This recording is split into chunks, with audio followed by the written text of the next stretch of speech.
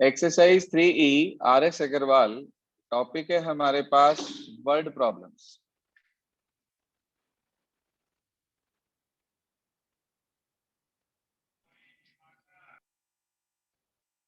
ध्यान दीजिए।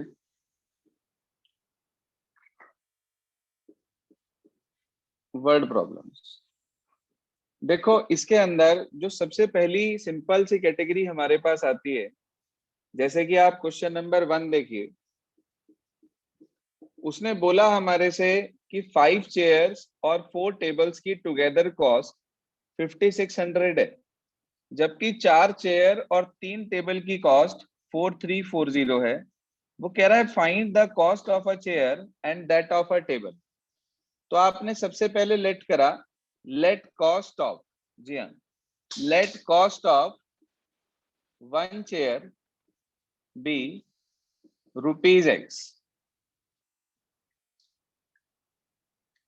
फिर आपने लेट करा cost of 1 table be ₹Y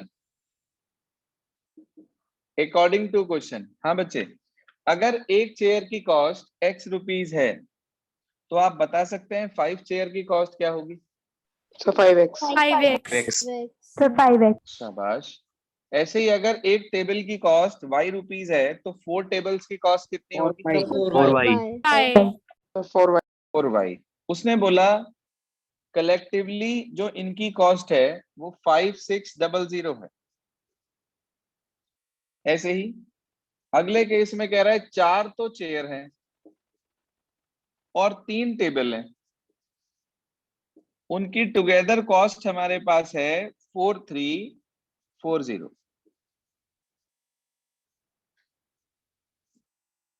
I think very clear now. Yes sir. Yes sir. उसने बोला हमारे से, आगे ध्यान दीजिए आप, उसने हमारे से ये बोला आगे कि हमें एक चेयर और एक टेबल की कॉस्ट निकालनी है। कोई बात नहीं, आप दोनों इक्वेशंस को सॉल्व करना जानते हैं। Yes sir.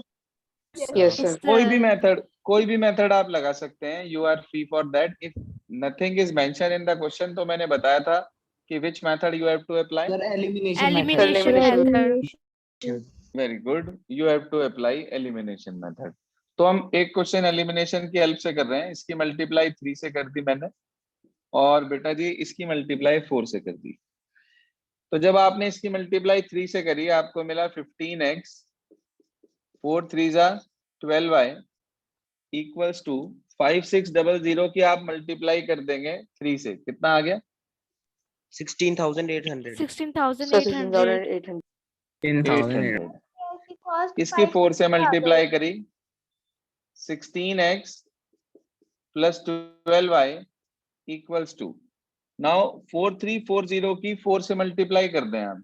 सर 17360। 17360। 17360 हमने सब्ट्रैक्ट किया बेटा जी, ये कैंसिल आउट। 15x में से 16x चले गए तो -x, और 16800 में से 17360 चले गए तो क्या बचेगा हमारे पास?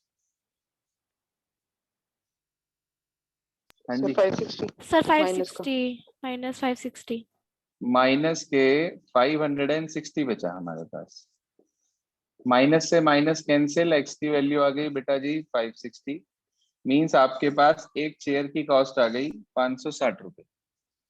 उसके बाद उसने कहा एक टेबल की कॉस्ट भी निकालनी है, तो either we put this value in first equation और we put this value in second equation, जहां आपका मन करे। मुझे लगा फर्स्ट में पुट कर देना चाहिए तो मैंने फर्स्ट में रख दिया। फर्स्ट में पुट कर और y की वैल्यू बताओ कितनी आई? 560 की इधर मल्टीप्लाई करी 5 से, कितना? 700। 700। पूरा कैलकुलेट करके देख लेना, ये आ गया। अब एक चीज का जो वर्ड प्रॉब्लम में ध्यान रखना होता है वो ये कि सिर्फ x और y निकालने से हमारा आंसर नहीं बनेगा। आपको लिखना पड़ेगा यहाँ लास्ट में conclusion. So cost of 1 chair equals to ₹560 and cost of 1 table, जो भी उसने मांगा है वो आपको लास्ट में जरूर मेंशन करके दिखाना है। आपने मेंशन नहीं करा तो टीचर इस कंक्लूजन लाइन के मार्क्स काट सकता है, हाफ या 1। ठीक है यहाँ तक? Yes, Yes, sir. sir. Yes, sir. ये बिल्कुल सिंपल वाली कैटेगरी है, फर्स्ट कैटेगरी, जिसके अंदर काफी सारे क्वेश्चन कवर होते हैं हमारे। आप ध्यान से देखें, क्वेश्चन नंबर 2 सेम पैटर्न पे है, कर सकते हैं अपने आप। Yes, sir. Yes, sir. Question number 3 देखिए, कह रहा है lady has purse has only 25 पैसा एंड 50 पैसा coin in her purse if she has 50 coins in all. उसके पास टोटल 50 कॉइन्स हैं, जिसकी टोटलिंग जो है वो कॉस्ट जो है वो 19 रुपए 50 पैसे है। तो वो पूछ रहा है कितनी तरह के कॉइन उसके पास होंगे, ये वो आपसे पूछना चाह रहा है। भाई दो तरह के कॉइन्स हैं जो सामने आए, 25 पैसे वाला और 50 पैसे वाला। मुझे नहीं पता कितने कितने हैं, तो मैंने लेट कर लिया, लेट नंबर ऑफ 25 पैसा कॉइन्स x मान लिया, और लेट नंबर ऑफ 50 पैसा कॉइन्स मैंने y मान लिया। उसने बोला था टोटल मिलाकर जो कॉइन उसके पास हैं वो 50 है। तो इसका मतलब according to question x plus Y equals to कितना आ गया? 50. 50. अच्छा, मैं आपसे पूछना चाहता हूं, अगर मैं ये कहूं कि आपके पास 25-25 पैसे के 8 सिक्के हैं, 8, तो आप बता सकते हैं कितने रुपए हो गए? 2 rupees. 2 rupees. 2 रुपीज। Sir, और 2 अगर मैं उसे rupees. पैसों में पूछूं कितने पैसे हो गए? 200. 200 पैसे. 200 पैसा हो गया वो। ऐसे ही 50 पैसे के आपके पास मान लीजिए 10 कॉइन्स हैं, तो कितने पैसे हो गए? 5. 500. 500. पैसे हो गए 500 और रुपीस कितने हो गए? 5 rupees. 5। तो आपने देखा कि जब आप उसे पैसों में लिख रहे हैं तो आप जो है उसको डायरेक्ट जितने पैसे हैं उतने की नंबर से मल्टीप्लाई करके लिख रहे हैं, लेकिन अगर आप उसे रुपीस में बोल रहे हैं तो आप उसे 100 से डिवाइड करके बोल रहे हैं। ऐसा क्यों? आप 100 से डिवाइड क्यों कर रहे हैं जब उसे रुपीस में कन्वर्ट कर रहे हैं? क्योंकि 1 रुपए के अंदर 100 पैसे होते हैं, सभी बच्चों को पता है। 1 रुपए के Yes. अंदर 100 पैसे होते हैं हमारे पास। तो Yes, अब sir. मैं या तो इक्वेशन में बनाऊं सारी की सारी रुपीस में, या मैं बनाऊं दूसरी इक्वेशन जो है पूरी की पूरी पैसे में। तो it is better if we write equation in पैसा only.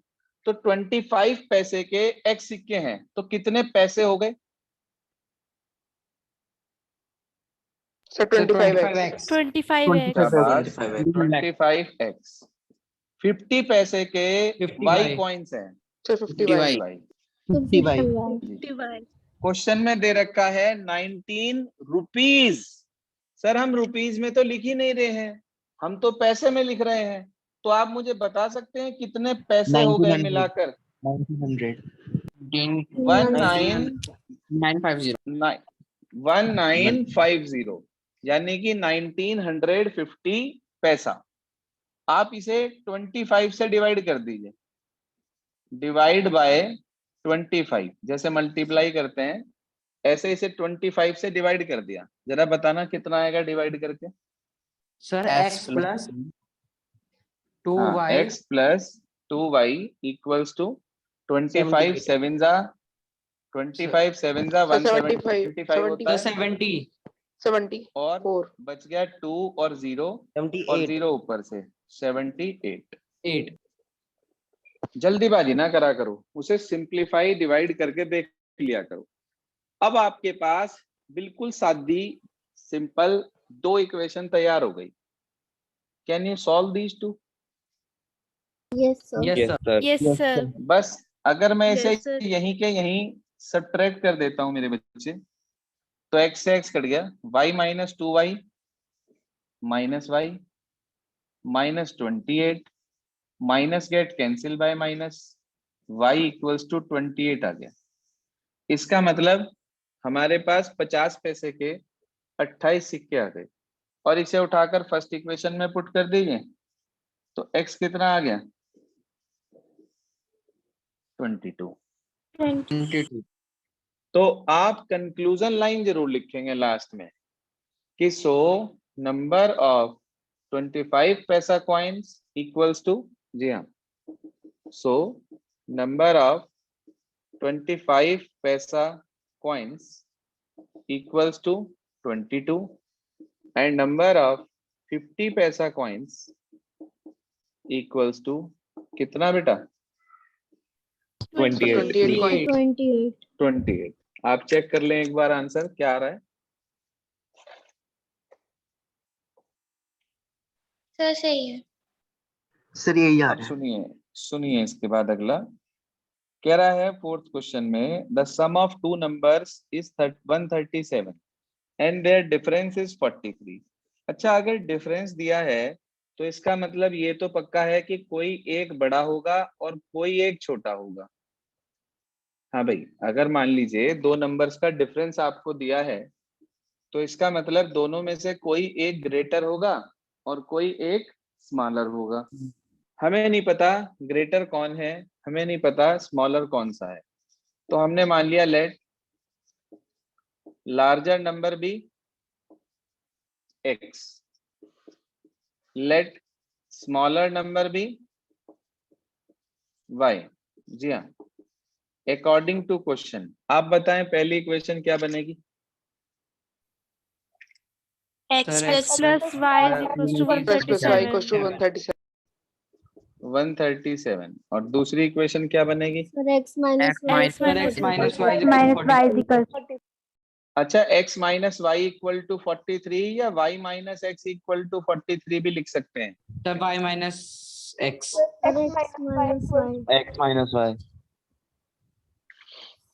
y minus Sir, x x क्यों minus नहीं y लिख लिखेंगे। सकते? Sir, y क्योंकि वो माइनस एक्स डिजिट क्यों नहीं? नेगेटिव में नहीं है। सर स्मॉलर में से अगर हम लार्जर माइनस करेंगे तो वो अगर माइनस में आनी चाहिए फिर। बिल्कुल ठीक, ये कॉमन सेंस की बात है। अगर वो ये डिफरेंस माइनस में देता तो हम छोटे वाले में से बड़े वाले को माइनस करके तब ये डिफरेंस लिखते। उसने हमें डिफरेंस पॉजिटिव दिया है, तो ध्यान रखना क्योंकि डिफरेंस पॉजिटिव है इसलिए बड़े में से छोटा माइनस होगा, छोटे में से बड़ा माइनस नहीं होगा। ये पॉइंट क्लियर हो गया सब बच्चों को? Yes, sir. Yes, sir. Yes, sir. मैं समझता हूँ सॉल्व तो अब आप आगे कर लेंगे या मैं करके दिखाऊं सॉल्व? कर लेंगे। सर कर लेंगे। चलिए मैं सिर्फ इक्वेशन समझाऊंगा, सॉल्व आप लोग खुद करेंगे। इसके बाद अगली कैटेगरी, अगले टाइप जो इसके अंदर हमारे पास है, अभी जो एक प्रॉपर टाइप्स के क्वेश्चन है वो स्टार्ट नहीं हुए हैं।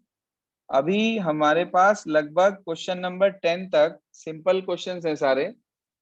जैसे ये 4 था, अगला देखिए 5th कह रहा है find two numbers such that sum of twice the first and thrice the second is 192, 4 times the first exceeds का क्या मतलब होता है?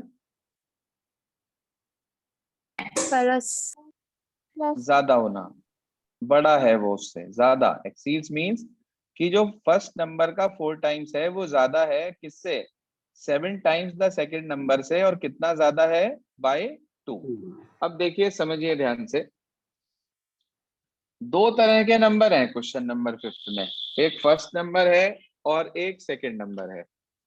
क्वेश्चन नंबर 5 में दो तरह के नंबर हैं, तो हमने मान लिया let first number be x, let second number be y according to question. Question पढ़ के, सोच के, समझ के कोई बच्चा ये बता सकता है पहली इक्वेशन क्या होगी?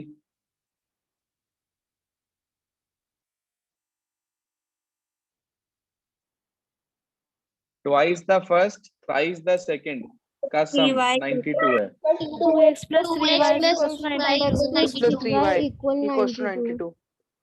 2x plus 3y equals to 92, बिल्कुल ठीक, परफेक्ट इक्वेशन एकदम। अब ध्यान से दूसरी समझो, कह रहा है 4 टाइम्स द फर्स्ट, जो 4 टाइम्स है फर्स्ट नंबर का वो सेकंड नंबर के 7 टाइम्स से 2 ज्यादा है।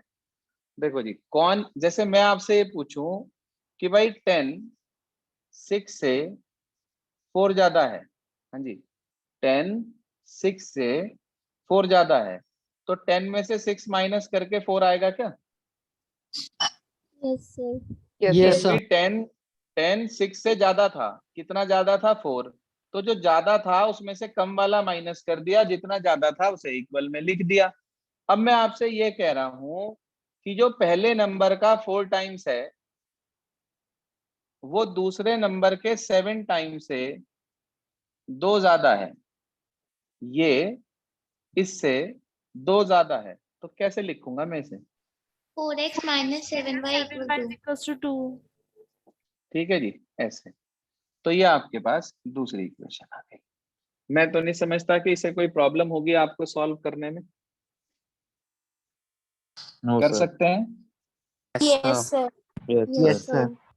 Question number 6 is quite similar to question number 5। वो आप लोग खुद करेंगे, मैं नहीं करा रहा हूं। अगला देखते हैं। कह रहा है 5 is subtracted from twice the greater of the two numbers. अच्छा, कह रहा है अगर 45 को सब्ट्रैक्ट कर दिया जाए किसमें से? जो दो नंबर्स हैं उसमें बड़े वाले के ट्वाइस में से, तो वो छोटा नंबर आ जाता है, दूसरा नंबर मतलब। और कह रहा है अगर 21 सब्ट्रैक्ट कर दिया जाए ट्वाइस द स्मॉलर नंबर में से, तो it results the greater number.